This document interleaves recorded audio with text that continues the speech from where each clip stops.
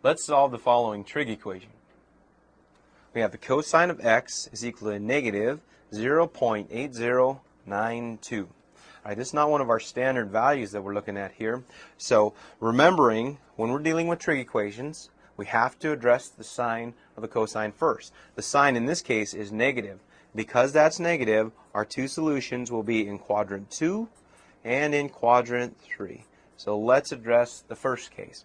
What we'll do to solve for x is on your calculator, let's take the inverse cosine of both sides. And from this, the inverse cosine of negative 0.8092 gives us a value. Now, in this particular problem, I think it's best to go with degrees first. 144.0178 degrees. And note that that is in quadrant 2 once you pile that into your calculator. All right? Now from this, we need to find the angle in terms of quadrant 3. So what we have to do is come up with a reference angle. Because this is in quadrant 2, we'll use the formula theta prime is equal to 180 degrees minus the 144.0178.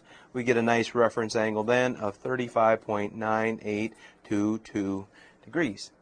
Now use that reference angle to get to quadrant 3, and from this we get x is approximately 2.9822. A lot of decimals flying around here, but those are our two solutions for this cosine equation.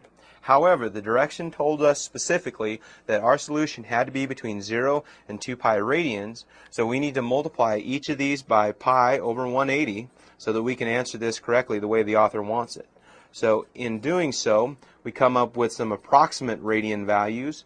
For 144.0178 to 4 decimal places, we get 2.5136, no label here because this is radians, and that satisfies our interval up here.